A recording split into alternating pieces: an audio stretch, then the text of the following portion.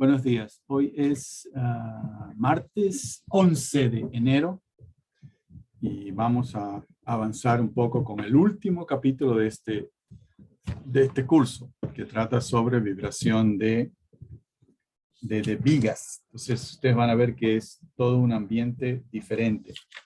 ¿Qué vamos a hacer el día de hoy? Quisiera empezar haciendo una pequeña revisión de lo que ustedes tenían que haber leído ayer, anoche, ¿se acuerdan?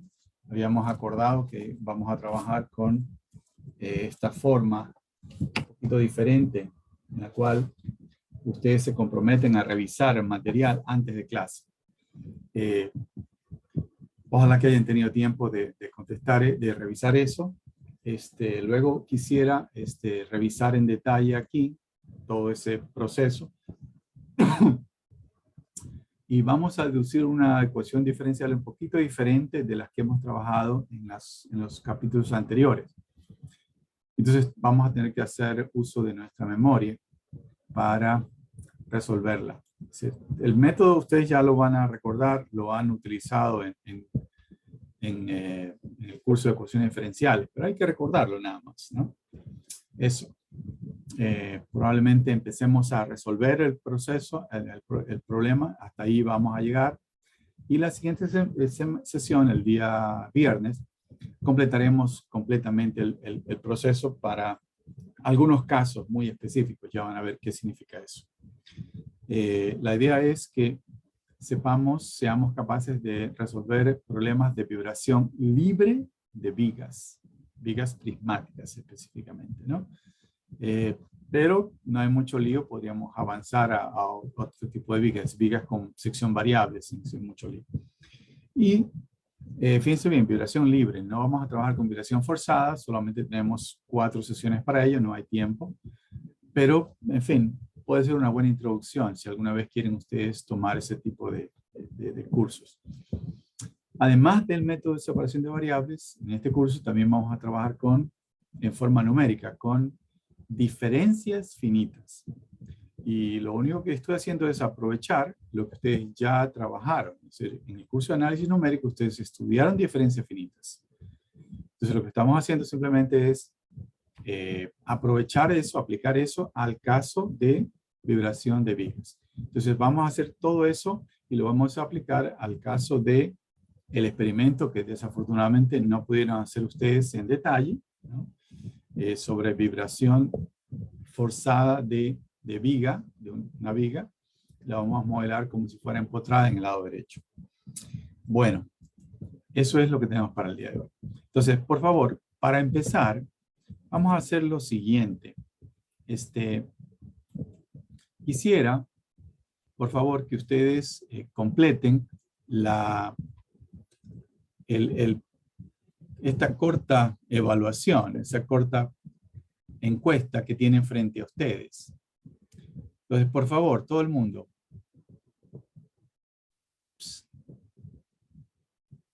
Perdón, estoy equivocado. Esa no es para ustedes.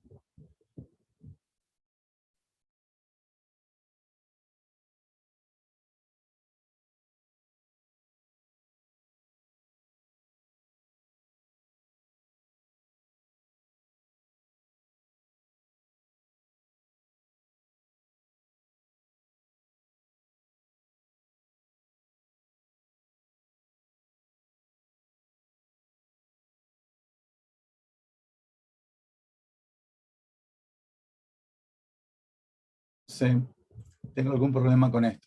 Entonces, vamos a hacer rápidamente un conversatorio, porque, en fin, tengo problemas con publicar esto. ¿Alguien se acuerda de lo que leyeron? Por favor, todo el mundo prenda las cámaras, prenda los micrófonos para ahorrar algo de tiempo. Por favor, todo el mundo. Rapidito. ¿Alguien se acuerda cómo se evalúa la masa por unidad de longitud de un elemento diferencial? Masa por unidad de longitud. En el caso, en la deducción que vieron. Por favor, masa por unidad de longitud. ¿Alguien recuerda? Masa por unidad de longitud. Usted tiene un elemento diferencial pequeñito. ¿Cómo evaluaríamos la masa de ese elemento diferencial? ¿Cómo evaluaríamos la masa de ese elemento diferencial? La masa del elemento diferencial sería el producto de la densidad por la función de área lateral ¿Ya? de la función transversal por el diferencial De longitud. de longitud. Exactamente. Exacto. ¿Ya? Entonces, eso sería masa, pero en una cantidad chiquita. Si lo dividimos para el dx, sería dm a dx. Eso significaría masa por unidad de longitud. Entonces, si divide eso para dx, le quedaría ρ, la densidad, por el área. Entonces, es algo que es interesante porque en algunos cursos lo vamos a necesitar. Entonces, ρ por área va a significar masa por unidad de longitud. Bien. Si yo les digo V, fuerza cortante igual dm a dx, ¿de dónde creen que viene esa relación? V igual dm a dx. ¿De dónde viene esa relación?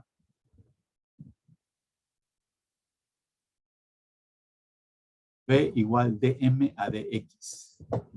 ¿De qué viene? Eso se hace la sumatoria de fuerzas, sumatoria de momentos. No, sumatoria de fuerzas. Sumatoria de fuerzas, sumatoria de fuerzas. Ajá. No. ¿Es sumatoria de fuerzas o de momentos? Es de fuerzas, porque luego se reemplaza en... No, es de momentos, de momentos. De momento porque si usted dice, yo me pongo del lado derecho, entonces tengo del lado izquierdo momento, del lado derecho tengo momento, entonces el momento se cancela excepto el cambio de m a dx.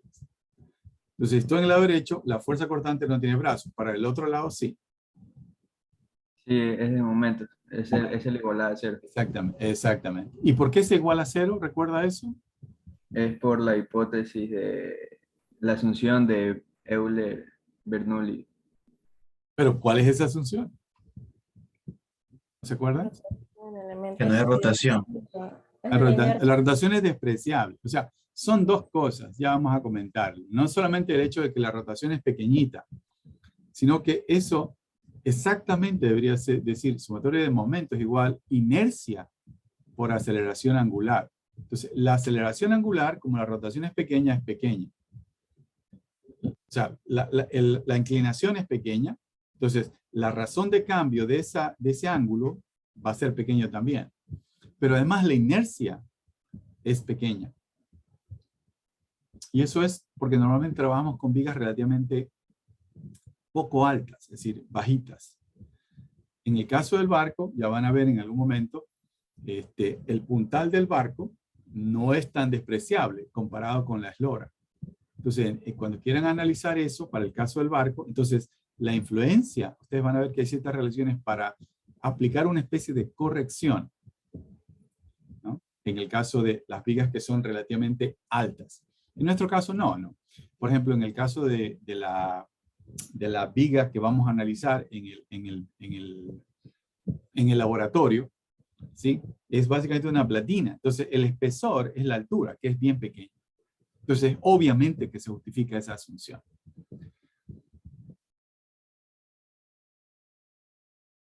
Y finalmente, ¿qué características recuerdan de la ecuación diferencial de movimiento? ¿Qué características recuerdan?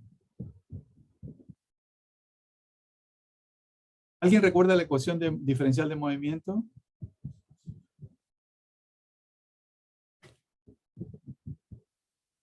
Señorita Vega, ¿está aquí? Señorita Vega, no sé si recuerda la ecuación diferencial.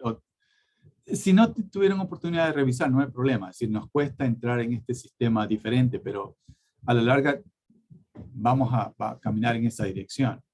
Señorita Vega, ¿tuvo tiempo de revisar el material de anoche? No, doctor. Está bien, tranquila, no se preocupe. Señor Díaz, Josué Díaz, ¿tuvo tiempo de revisar el material? Buenos días, sí, doctor. ¿Recuerda alguna una característica de la ecuación diferencial del movimiento? Hoy día lo vamos a revisar, no se preocupen. Cuarto orden. ¿Mande? De cuarto orden, cuarto sí, orden. señor. Sí, señor. Sí, señor. Entonces, apareció un término que era la cuarta derivada de la deflexión respecto de X. ¿Les recuerda algo eso, señor Díaz? La cuarta derivada respecto de X. ¿Recuerda algo? De algún lado, de algún otro curso, le recuerda eso? De estructuras en placas. Señor, estructuras, no de placas, de vigas. Entonces, en el curso de estructuras, teníamos que EI, cuarta derivada de la deflexión, era P de X. Entonces, la ecuación el término de flexión, aquí básicamente va a representar el efecto de restauración. Es decir, la viga se deforma, ¿no? En un momento instantáneo, y en ese instante usted hace un análisis de ese elemento y dice, oye, no estoy equilibrado. Entonces, ¿qué es lo que va a pasar? Que las fuerzas internas, fuerza cortante, momentos flectores en el elemento, causan que siente que está fuera del equilibrio, entonces intenta regresarlo. Entonces, al regresarlo, causa el efecto restaurador, que es lo que a la larga es el motor del problema de vibraciones. Listo. Entonces, es una ecuación diferencial parcial. Esa es la novedad. ¿Sí? Hasta ahora, ¿sí? Ustedes recordarán que solamente trabajamos con ecuaciones diferenciales ordinarias. Es decir, todas las funciones que queremos determinar hasta aquí solamente dependen de una variable independiente, que es el tiempo. Entonces, en este capítulo tenemos dos variables independientes, que son X, es decir, la posición a lo largo de la viga, y el tiempo. Entonces, las derivadas ya no son derivadas totales, son derivadas parciales. Entonces, el equilibrio dinámico de cualquier elemento diferencial va a ser un equilibrio que dependa de X y de el tiempo. Entonces, esa es la novedad del... ¿Cuál es el método que utilizaban para resolver el problema? Con esto termino. ¿Cuál es el método que utilizaban? El método clásico. De su curso de ecuaciones diferenciales, ¿cuál es el método clásico para resolver estos problemas? Separación de variables. ¿Podría recordar la persona que habló? No sé quién es. ¿Podría recordarnos un poquito de cómo funciona eso? No sé si se acuerda. ¿No se acuerda? ¿Cómo funciona eso?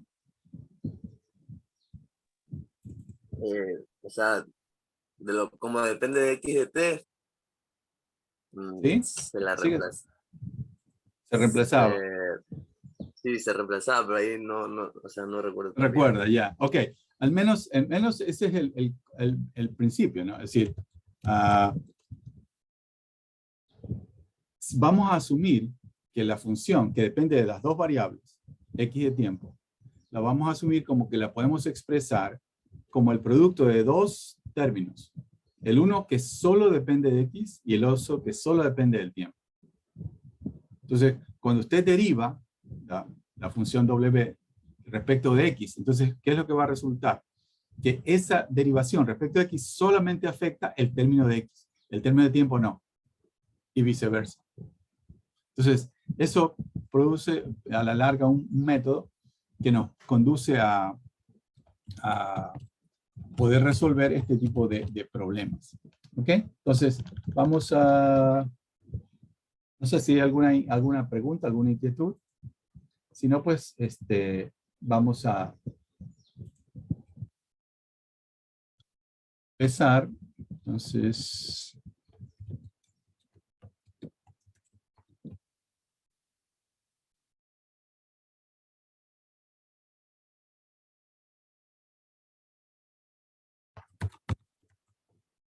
Bien, entonces hoy día vamos a hacer una pequeña introducción. Con eso quiero decir, tratar de, a pesar de que no creo que haya mucho lío, pero por si acaso, motivar, llamémoslo así, por qué necesitamos estudiar esto. Y luego vamos a proceder a recordar las asunciones que vamos a utilizar. Son muy parecidas a las que hicimos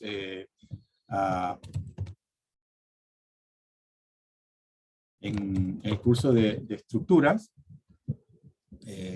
Y luego, probablemente hasta ahí nos quedemos en la clase de hoy. En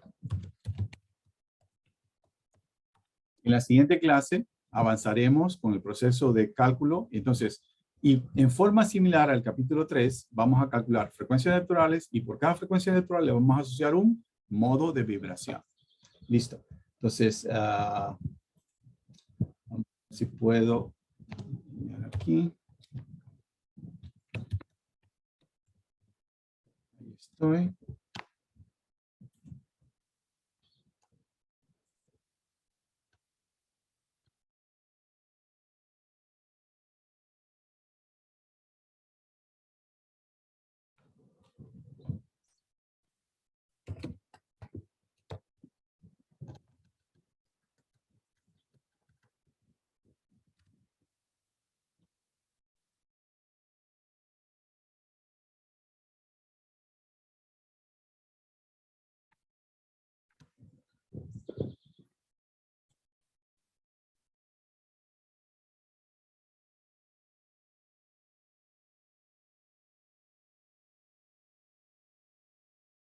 Bien, entonces, por favor, Carlos, ¿puedes ver mi PowerPoint? Sí, doctor, sí, sí, se puede. Listo, entonces, básicamente en este capítulo tenemos 4 temas, ¿no? Primero, una introducción, que es la que vamos a cubrir hoy día. Luego deducimos la ecuación diferencial y luego tenemos 2 métodos para resolver. El uno, separación de variables. Eso es un método clásico. Es aplicable en ciertos casos, no siempre, pero en este caso sí lo es.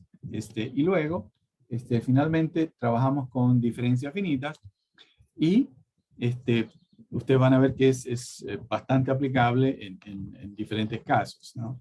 Y todo lo demás. Entonces, vamos. Entonces, ¿cuándo lo podemos usar? ¿O cuándo necesitamos?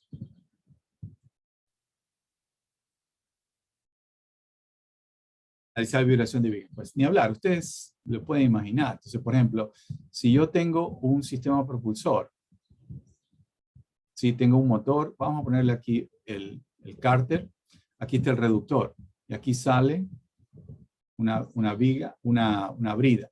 Entonces yo tengo un eje propulsor, y acá tengo la hélice. Entonces, fíjense bien, en el capítulo 2 hablamos de el desbalance como una excitación. Entonces, fíjense bien, aquí voy a ponerlo así, voy a poner un F sub D de desbalance. Y además, el capítulo anterior describimos que también teníamos un momento hidrodinámico que venía de la hélice porque operaba en la estela. Entonces, fíjense bien, los dos causan vibración lateral del sistema propulsor. Ambos tienen su propia frecuencia. Entonces, la frecuencia del desbalance, ¿cuál es la frecuencia del desbalance? Por favor, alguien que me diga. ¿Cuál es la frecuencia del desbalance? Frecuencia del desbalance, por favor, alguien que me recuerde. ¿Cuál es la frecuencia del desbalance, por favor?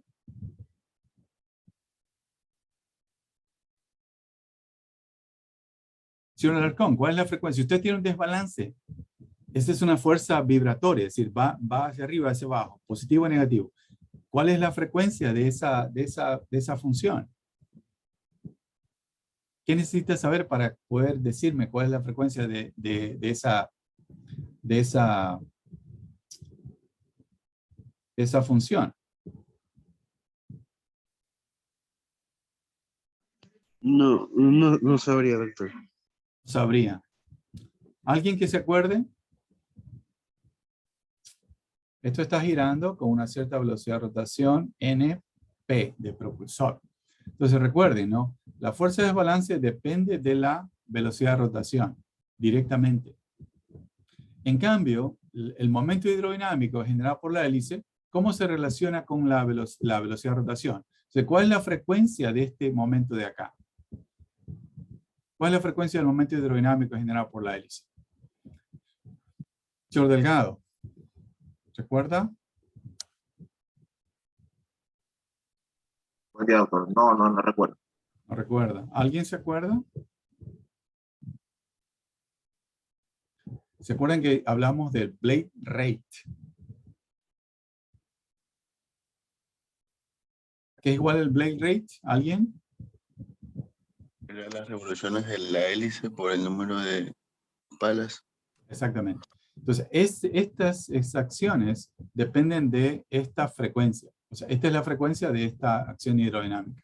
Y como nos recordó el señor Galarza, es igual al producto de la velocidad de rotación del propulsor por el número de palas de la hélice. Entonces, fíjense bien, este de aquí es una viga, básicamente.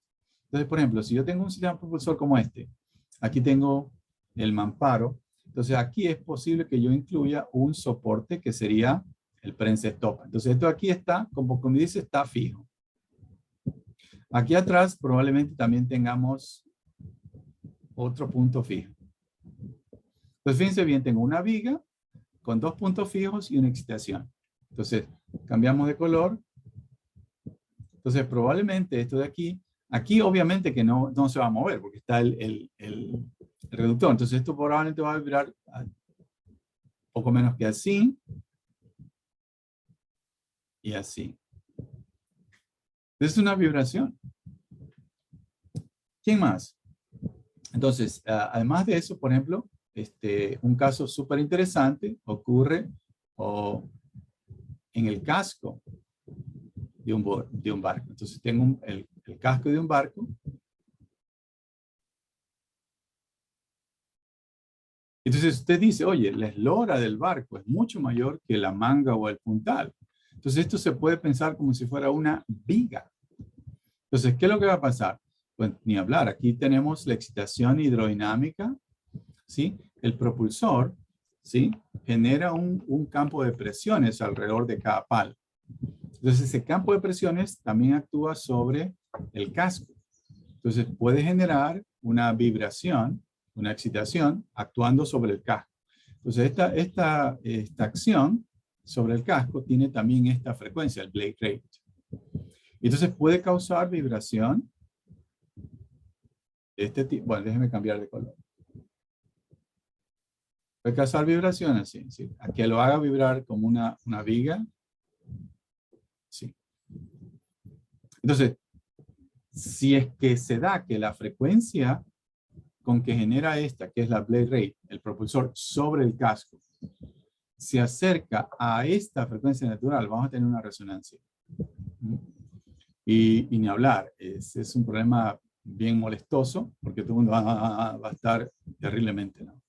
Los equipos electrónicos va a ser bien difícil que trabajen bien, etc. Entonces, fíjense bien, son casos y 100,000 más, ¿no? Entonces, por todos ellos, podemos utilizar los conceptos de este capítulo para empezar a analizarlos. Entonces, si una de las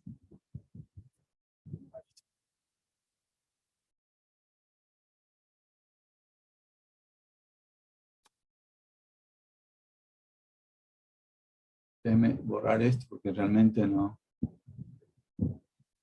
Tratar de escribir otra vez. Es bien incómodo esta vaina. Entonces dice, si una de las excitaciones. Fíjense bien, porque hay varias. Al menos aquí hemos mencionado dos. Se acerca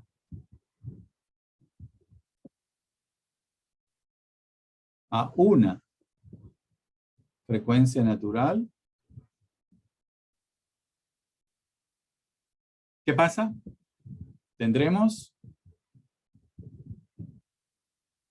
Resonancia. sí, señor. Entonces, ¿qué es lo que hay que hacer? Pues con un poquito de experiencia, ¿no? Como hemos dicho varias veces acá. El problema es que usted me dice, oye, tengo 100,000 excitaciones y tengo 1,000,000 de modelos, de sistemas que puedo modelarlo como una viga. Sí, pero más o menos cuando ustedes agarren un poco de experiencia, ya se van a dar cuenta de que, por ejemplo, si es un barco pesquero, entonces, por ejemplo, es posible que haya resonancia de tal con tal. Entonces, como dice, usted hace una comprobación. No.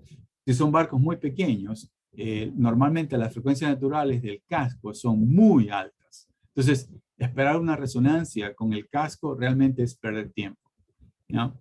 Etcétera. Entonces, más o menos ustedes ya tienen que ir agarrando un poco de experiencia y pueden empezar a pensar, bueno, en este caso, en este rango, este tipo de barco, ¿no? probablemente tenga yo que hacer comprobación de este tipo potencial de problema resonante. En cambio, este otro realmente es perder tiempo. ¿No? Es lo único que podemos hacer. Pero en cualquier caso, lo interesante es tener idea de los parámetros que inciden en ese libro. Y eso es lo que queremos enfatizar en esta parte. ¿Ok? Bien. Aquí estoy.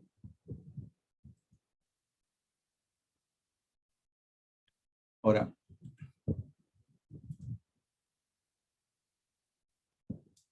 antes de entrar netamente en lo nuestro, uno de los problemas que hemos mencionado varias veces es que aquí surge o aparece una ecuación diferencial ordinaria, perdón, parcial.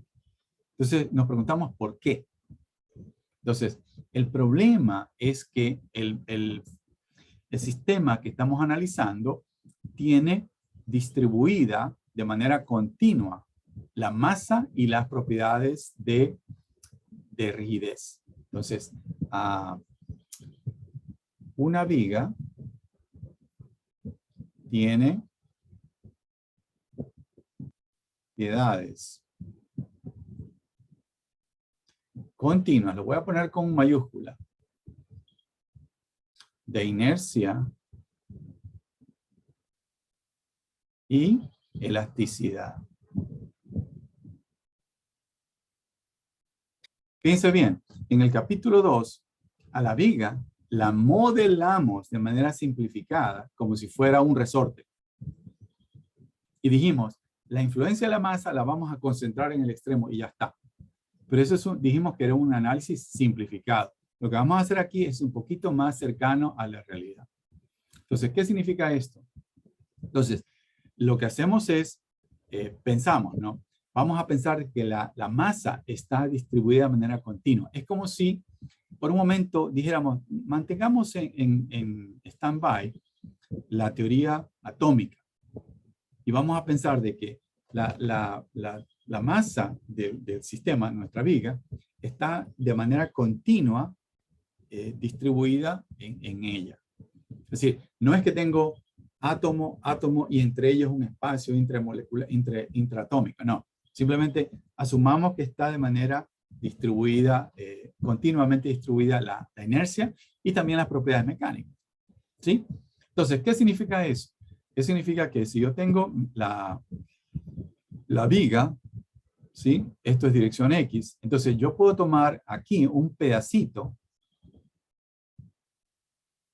y este pedacito va a tener diferencial de masa, por más pequeño que sea. ¿Sí? Fíjense bien, a diferencia de lo que hacemos en el capítulo 1, 2 y 3, que decíamos, tenemos la masa, ¿no? Y acá tenemos el resorte, y el resorte no tiene masa. Aquí no. Aquí cada pedacito de viga tiene masa. Entonces, podemos poner aquí cada elemento diferencial de viga. Entonces tiene masa. Pero además también tiene propiedades elásticas. Es decir, sobre ella vamos a tener un desequilibrio de propiedades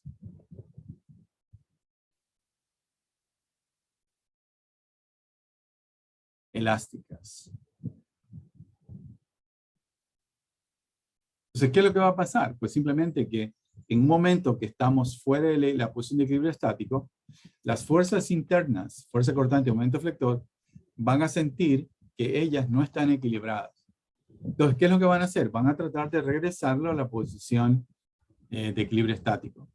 Entonces, ya saben lo que sucede después. Es decir, en el momento que la regresa y pasa por la posición de equilibrio estático, ¿sí? La masa, es decir, la inercia de ese pedacito, ¿qué es lo que pasa?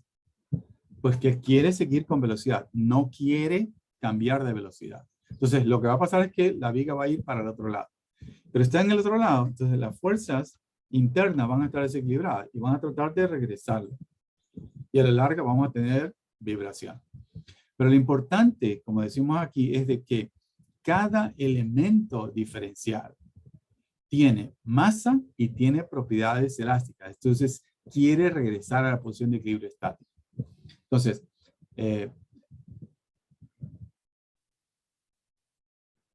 vamos a tener, como quien dice, un número infinito de grados de libertad. Entonces, como quien dice, yo tengo la viga aquí.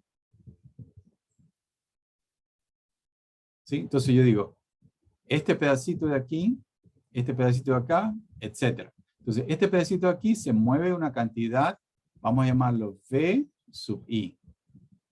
Este pedacito de aquí se mueve una cantidad, por favor, pónganlos diferentes en sus notas de clase. Este sería V sub I más 1. Este de aquí se mueve una cantidad diferente, V sub I más 2, etc. ¿Cuántos de estos tenemos? Pues fíjense, ¿no? Que esta longitud de aquí es una longitud diferencial. Entonces usted tiene un número infinito de pedacitos. Y para cada uno de ellos tiene que establecer el equilibrio dinámico. Como dice, le va a producir una ecuación al aplicar la ecuación de Newton. Entonces, ¿cuántos de estos vamos a tener? Como decimos aquí, vamos a tener un número infinito de ecuaciones para cada uno de ellos.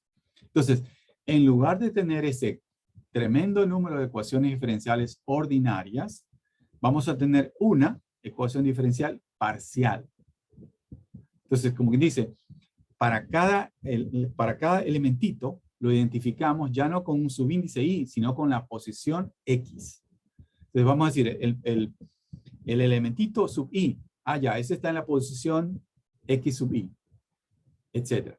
El problema es que el siguiente elemento, el p sub i más 1, es infinitamente cercano al anterior, pero está en una posición diferente. Entonces, para cada uno de ellos necesitaríamos una ecuación. Entonces, lo que hacemos es poner una sola ecuación y cada elemento lo identificamos con la posición x, en lugar de darle el subíndice i. Entonces, ¿el resultado qué es? Pues es una ecuación diferencial parcial. Entonces, si tenemos un número de grados de libertad infinito, ¿cuántas frecuencias naturales vamos a tener? Señor Vallas, ¿cuántas frecuencias naturales esperaría usted tener? Infinitas también. Sí, señor. Sí, señor. Dígalo con confianza. Infinito. Entonces usted dice, chicharrones, nos coge la noche para calcular esto. No hay problema, porque normalmente, tal como hemos insistido, las primeras frecuencias naturales en su posible resonancia son las peligrosísimas. Las de más adelante normalmente no. Porque normalmente hay alta disipación de energía y porque normalmente es difícil encontrar una función que tenga una alta excitabilidad. Si el modo de vibración, ¿sí? Va a ser difícil que encuentre una función que golpee aquí, empuje Ale, para excitar la vibración. Entonces, normalmente las resonancias con las altas frecuencias naturales no son de gravedad elevada. Entonces, tenemos aquí como resumen, no sé si encuentra el puntero, aquí estoy. Luego, para resumirlas, tendremos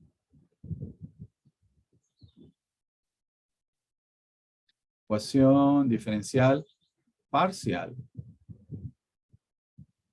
coma, y su solución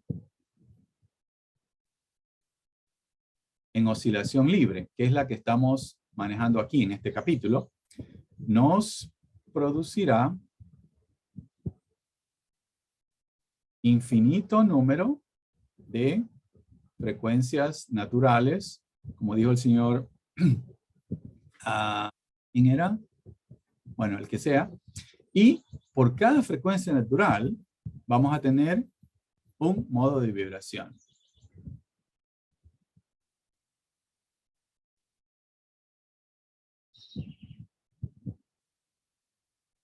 ¿Sí? ¿Se acuerdan? El modo de vibración en el capítulo 3 era relación entre amplitudes. Entonces, en este caso va a ser relación. Pero, ¿cómo se desplaza este pedacito respecto al primero? ¿Cómo se desplaza este pedacito respecto al segundo? Pero cada pedacito está de manera continua, ¿no? Expresando el movimiento de la viga. Entonces, a la larga, en lugar de tener un número altísimo de valores de la amplitud relativa de este respecto del primero, lo que vamos a tener simplemente es una función, ¿sí? En función de X. Entonces, pongámoslo aquí, estos modos de vibración resultan en funciones de X. ¿Sí? O sea, no vamos a tener, como en el caso del capítulo 3, ¿sí? la relación del 2 respecto al 1, del 3 respecto al 1, del 4 respecto al 1, sino que vamos a tener una función, porque cada posicioncita de la viga es un grado de libertad, en definitiva. ¿Sí? Entonces, la forma en que vamos a obtenerla simplemente va a ser de manera continua. Entonces, vamos entonces ahora sí a resolver, primero a deducir la ecuación diferencial de movimiento.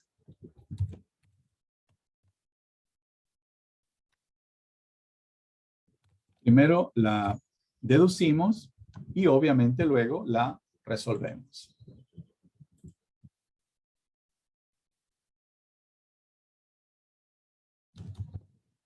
Hoy día vamos a deducir. Entonces, para deducir la ecuación de movimiento, entonces, vamos a recordar